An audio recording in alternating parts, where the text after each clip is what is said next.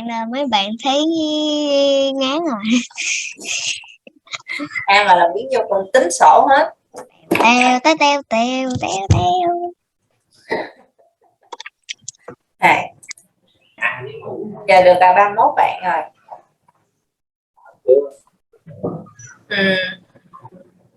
Hôm nay mình sẽ ôn luôn cộng trừ nhân chia ha. Cô cho một bài tập bất kỳ và các bạn sẽ làm bài cho cô nha. Con viết được bay rồi nhưng mà con quên nộp cô ơi. Cô. Hồi dưới bạn nói làm sao ra được cái chữ Thái nè, chơi các bạn.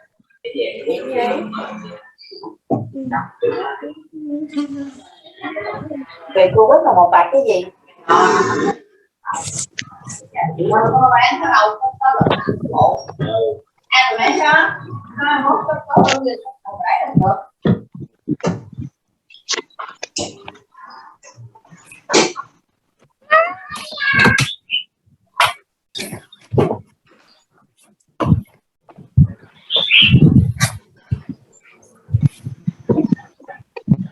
Hôm qua hôm nay cô test đó, hồi trước cô test nó còn hơi mờ, qua test thì nó hết rồi.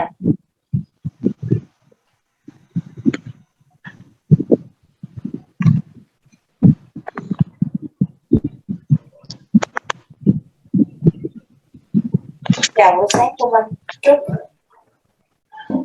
Rồi cảm ơn các bạn. Để điểm danh ha. Cô tính sổ mấy bạn mà chưa vào. Điểm danh. Đây. Phải là cái mặt thấy chơi hay không? Khải đâu không thấy, nhưng nó thấy khởi không ạ? Chưa vô cô ơi.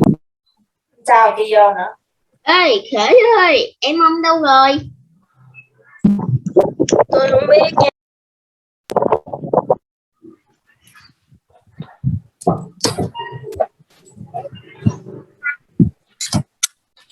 Bạn ấy nói không biết. Trời, anh em nhà không biết đâu, ai biết trời. Cho Xuân Anh. Dạ có. Ổn đúng không? Kỳ Duyên. Dạ có. Kỳ Dương. Dạ có. Nguyễn Hoàng Hải. Đây, mốt cái sổ này nè. Nguyễn Bao Hoàng Hải. Có. Đặng Thanh Hải. Đặng Thanh Hải chưa vào Dạ hả? Hơi chậm nha. Nguyễn Bảo Hân. Bảo Hân chưa vô hả ta? Nãy con nhớ bạn có chào cô trong khung chat rồi nè. Nguyễn Bảo Hân chào cô rồi nè.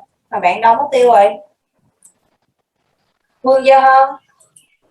Dạ có. Đặng Mạnh Khải. Trịnh Lý Nhật Khang. Chưa vô. Đặng Mạnh gì vậy? Đặng Mạnh Khởi vô rồi. Trần Hoa Linh vô rồi. Dạ có. Nguyễn Hoàng Long. Dạ có. Phan Vũ Long vắng. Trời ơi, cô chán anh này ơi. Lý Hiền Lộc. Dạ có. Lê Hoàng Gia Phúc. Dạ có. Bùi Minh Quân. Dạ có. Hoàng Minh Quân. Dạ có. Phạm Trần Gia Quý. Dạ có. Lê Minh Tâm. Lê Minh Tâm vắng nè. Phạm Văn Tiến. Mặc áo vô Tiến. Tiến đi đâu Dạ. tìm không hả? Hoàng Trần Thanh Thủy. Vậy có không? Vắng. Đỗ Anh Tuấn. Dạ có cô. Nguyễn La Bình Tuệ. Dạ có. Nguyễn Ngọc. Dạ có. Nguyễn Thanh Trúc. Dạ có. Trần Nguyên Trúc. Có cô. Nguyễn Võ Phương Vi. Dạ có. Nguyễn Huỳnh Thảo Vi. Dạ có. Từ Nguyễn Thảo Vi. Từ Vi chưa vào. Nguyễn Phạm Yến Vi. Có cô. Nguyễn Ý. Như Ý có nè.